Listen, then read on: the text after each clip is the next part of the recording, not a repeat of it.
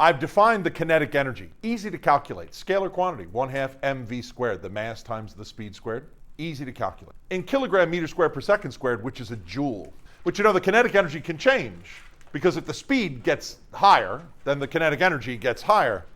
And if the speed goes lower, then the kinetic energy gets lower. So the kinetic energy can change. And what changes the kinetic energy is work.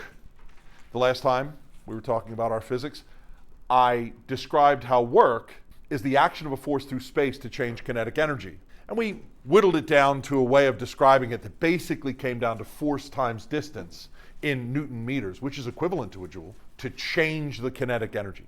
An important question that was not the focus of that discussion but came up is if a car is going down a road, for example, and the speed of the car increases, where did those joules come from? Because increasing the speed of the car is going to increase the 1/2 mv squared, is going to increase the number of joules. Where did those joules come from? Well, they came from the gasoline in the gas tank. In order to make the car go faster, you hit the gas pedal. Associated with the chemistry of gasoline, there's a number that you can calculate. That's a certain number of joules that you get from gasoline when you burn it. And the same thing was true for Slim pushing on a block. He pushes and adds energy into the block. The block goes faster, 1/2 mv squared, more joules. Where did those joules come from? Metabolic energy inside of Slim. In the chemistry of human biology, there's a number that you can calculate that is the energy. That's a number of joules that can be given to the block. The friction does negative work and removes energy. Where does that energy go? Well, typically that energy turns into thermal energy. It warms the air because associated with the temperature of the air in this room right now, there's a number that you can calculate. That's a certain number of joules of energy in the air. And when the crate loses that energy goes into energy in the air. It sort of cultivates an idea that the energy that appears somewhere is coming from somewhere. And the energy that disappears from somewhere is going to appear somewhere else. And that idea is a good one to have in mind through today's discussion. I had stated that there were two forms of energy, the kinetic energy and the potential energy. And now we know all there is to know about kinetic energy, how simple it is to calculate, the units that it has. And we talked about how work changes the kinetic energy. Today, I want to discuss that other form of energy, the potential energy. For our purposes, there's really only one kind of kinetic energy, but I want to put it out there right now that there are many forms of potential energy. For the moment, we're only going to talk about one form of potential energy. Potential energy is the energy of position, whereas kinetic energy was the energy of motion. A potential energy is a kind of energy that you have based on where you are, which is a super mysterious statement, which I have to clear up in these next few slides. The potential energy is found in the work done by a conservative force. More mystery. What is meant by a conservative force? I know what force means, and I've got a long list of forces that I can consider when I'm doing my physics. Among those forces, there are special forces that are called conservative forces. We already know what they are, but I haven't labeled them as such yet. Potential energy is associated with work done by what are known as conservative forces. Just like kinetic energy, potential energy is not a vector and is measured in joules, just like all energies are. I want you to consider this very simple set of experiments that I do. I start here with some object of a mass that I'm going to drop and let it fall under the influence of gravity. Free fall. There's only one force acting, the force of gravity drawing the thing toward the ground. Here, I've contrived it in such a way so that my marble, or whatever this is, starts at the same height. You can see it's at the same height. That's deliberate. And it rolls down the ramp until it gets to the bottom. So, in a sense, the same thing has happened. The marble has gone from a high place to a low place, but in the first instance, it goes straight down. In another instance, it goes diagonal. No big deal. In the third experiment, I have it go from the same high place, but I let it roller coaster to the bottom. In each of these three cases, the force of gravity does work. Everyone knows that gravity makes the marble go down. That's what gravity does. But we're a little more sophisticated now. We know that any force can do work. I want to calculate how much work is done in each one of these situations because I'm going to discover something quite remarkable. Despite the fact that the three instances or the three experiments involve the marble falling along different paths. That means exactly what you think it means. This one goes straight down, this one goes diagonal down, and this one goes roller coaster down. Despite the fact that they get from a high place to a low place through different paths, in each case, gravity does the same amount of work. That is not an obvious statement. Very few people would look at these three experiments and say, oh, I can see that they're the same in that way. Remember that energy is one of these aspects of the universe that I talk about sameness. Sameness is really useful. And I'm telling you that in each of these three cases, the work done by gravity is the same. Let me take a moment just to convince you that it's true, because I don't want to at this moment say, trust me, it's true. So I'll consider the experiments one at a time. Consider the first experiment where I simply drop a thing a height h. Free fall. I understand it quite well. Here's my marble and it's falling. The whole time, there's only one force that acts on it, and it's the force of gravity, mg. So despite the fact that we only learned about work and how to calculate it in the last lesson, this is not super challenging. I know that work is calculated as the parallel component of a force multiplied by the displacement. Well, the displacement is down and the gravity is down, so I don't have to worry about any cosine nonsense. They're in the same direction, so all I have to do is force times displacement. Well, the force is mg and the displacement is along the y-axis, but delta y, delta x, that's all kind of fancy. I go down, right? How far do I go down? H, the height. So in this instance, the work done by gravity is the force times the distance, if you want to be shorthand about it, not be so formal. The work done by gravity is the force times the distance, which is the force of gravity, mg, multiplied by h, the distance that it goes. The work done by gravity is equal to mgh. That's really straightforward. In the second experiment, and the path is straight down. In the second experiment, the path is diagonal. In the second experiment, the path is down an inclined plane, much like the laboratory experiment we did. Downhill. Well, downhill is a little bit more sophisticated, and so the explanation is a little more sophisticated. Here's the diagram again, but now I have the thing going down, and when I draw the forces on it, it's more complicated because there's a normal force now, because the marble's in contact with the surface. There's going to be a force of contact that is the normal force. Good news. As the thing goes down the incline, the normal force is perpendicular to the displacement always, and perpendicular forces do no work. I am neglecting friction. If there were friction, then I would calculate the work done by friction. But since I'm not interested in the work done by friction, I'm going to calculate the work done by gravity. They're independent of each other. So even if there was friction, I would still be calculating the work done by gravity the same way. The weight force is straight down, but look what I've done. I've broken it up into its components because I know that in order to calculate the work done by a force, I need the component of the force that's in the direction of the displacement. Now, it might be a little alarming, the geometry of that, because I've identified the perpendicular component of the weight as mg cosine theta and the parallel component of the weight as mg sine theta. Don't worry about the trigonometry of that. We're not really going to use any of that in our problem solving. But it's the sine component of the weight that points down the incline. So when I say to calculate the work done by gravity, I'll take the parallel component of the force times the displacement.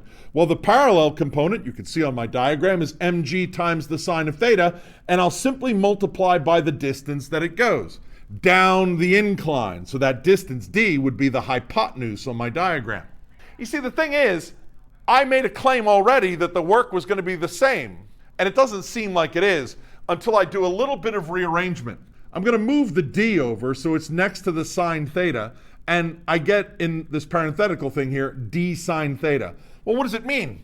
If d is the hypotenuse, then d sine theta is the opposite side of the triangle, is h. The work done by gravity is mgh. The path is diagonal. The work done by gravity is mgh. Even though the thing went down a height h along a different path, the work done by gravity was the same. The third experiment, the one that looks like a roller coaster, is even more complicated. I'm going down a hill, still going down a height h, but I'm going down a hill that's curvy like this in ways that I don't mathematically understand. That is to say, I don't know the equation of the path that goes down, and it certainly isn't simple. A thing that's true, though, is the normal force will always be perpendicular. Even though the path is curvaceous, the normal force will always be perpendicular, and so the normal force still does no work. So I'm not worried about any work done by the normal force. I'm neglecting the friction force, and so there's no work done by that.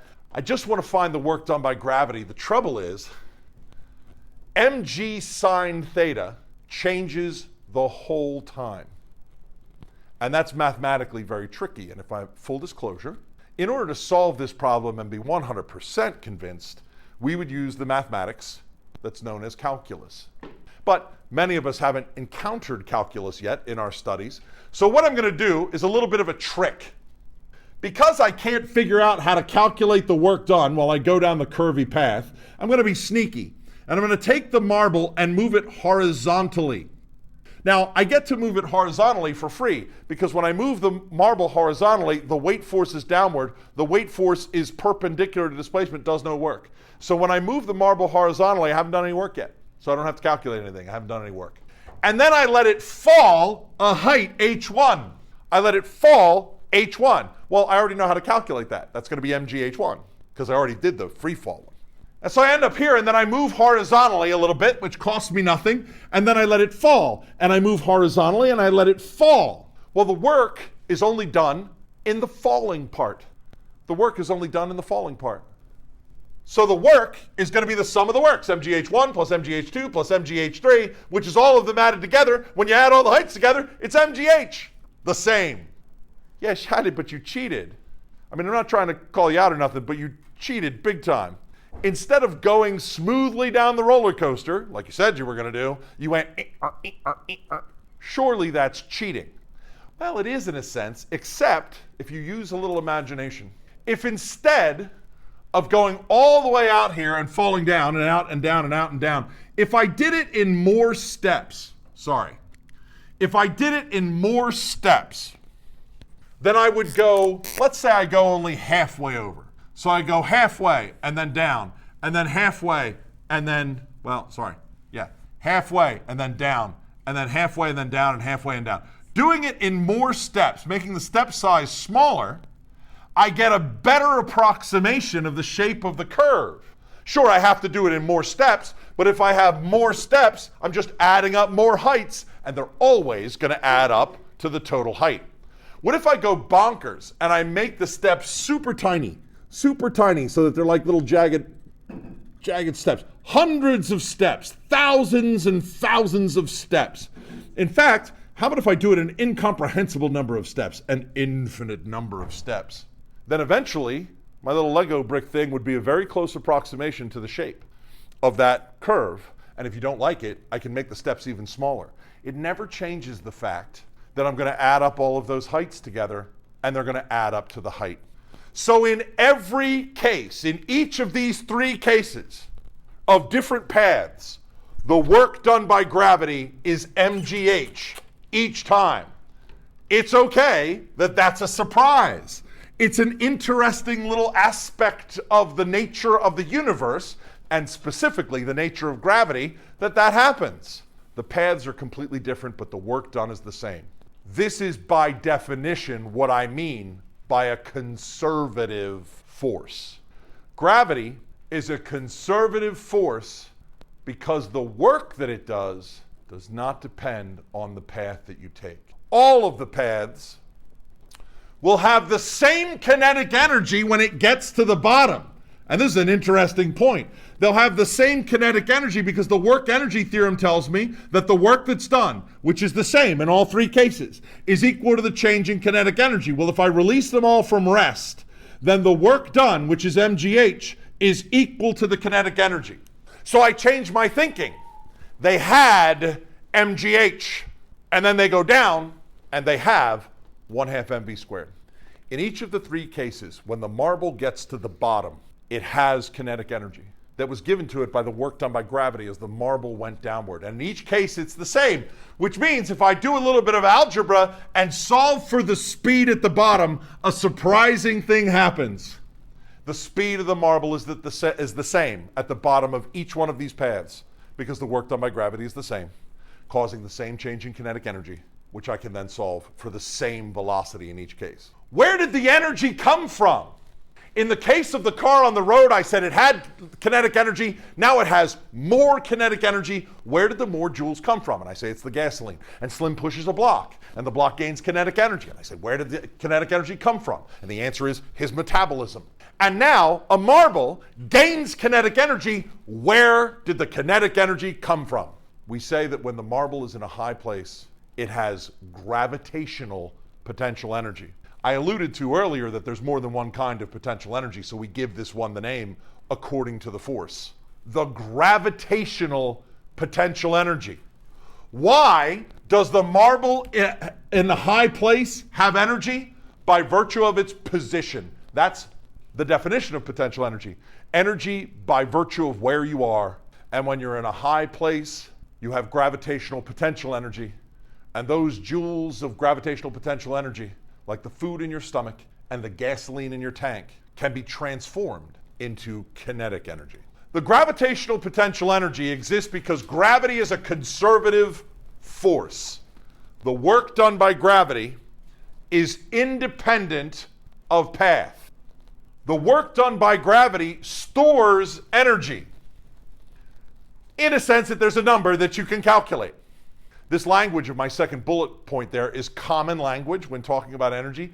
I think it's a little bit icky because it doesn't really, it's like trying to make potential energy sound like it's a glowing, goopy substance, making it tangible, and it's intangible. It's a number that you calculate. That's all it is. And potential energy is measured in joules. So now, for our purposes in our physics class, making things much more interesting, we now have two kinds of energy, and that's fine.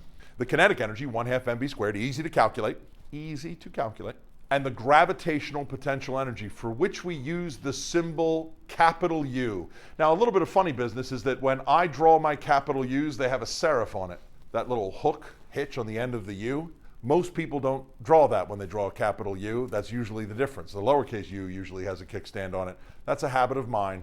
Capital U is potential energy, and I put a little subscript G on it just to specify that it is the gravitational potential energy. And it's always calculated the same way, M times G times H. Easy to calculate and measured in joules. Now I've got two kinds of energy. And I now have the inkling of, I have this kind of energy and it's transformed into another kind of energy, which matches my experience of describing these things in all of the sciences, and now physics. I probably should do a tiny little example. It's as simple as this. There's a box on the floor, and the box has a mass of 2 kilograms, and Slim's going to put it up on top of a shelf here that is 1.5 meters, and calculate the work done by gravity as Slim raises the thing. And you go, oh no, but he's going to use his hands. Does he use both hands? And when he picks it up, does he pick it up there? And then he over the top, but then he has to move over it. It doesn't matter, because the work done by gravity is independent of path. It's a beautiful thing. It doesn't matter how you get there. When it comes to work done by gravity, it doesn't matter how you get there. It just matters where you end up. So if I'm going to calculate the work done by gravity as Slim lifts the thing and puts it up there in a high place, it's going to be the force of gravity times the height, which is mgh. I showed that it was mgh for dropping a thing and going diagonal and going down the roller coaster, and now I'm lifting a thing. The work done by gravity is mgh. It always works out that way, which is, for a lot of people, I think, would be perfectly acceptable reason for calling it potential energy, because it's always the same thing. It's always calculated the same way. So in the case of my example, if I take a 2 kilogram mass and I raise it 1.5 meters, assuming that I use G is equal to 10, 2 times 10 is 20. I exert 20 newtons of force to lift the thing, 1.5 meters, and that's 30 joules of work. Where did my joules go? Slim's joules. He had metabolic energy inside of his body. He gave those joules up to put the box in a high place. Where did those joules go? Gravitational potential energy. The work that Slim did became the energy. I'm just going to reiterate before I close here then it's critically important to the student of physics, critically important, to not be thinking, okay, I've got equations to use to calculate things. In order to be successful at this, when you encounter a new question to answer, you need to think about what kinds of energy are in the problem and where is that energy going. I know it sounds a little bit corny, but a thing that I say from time to time is you need to be able to tell the story of the energy as the physical system you're describing evolves in time.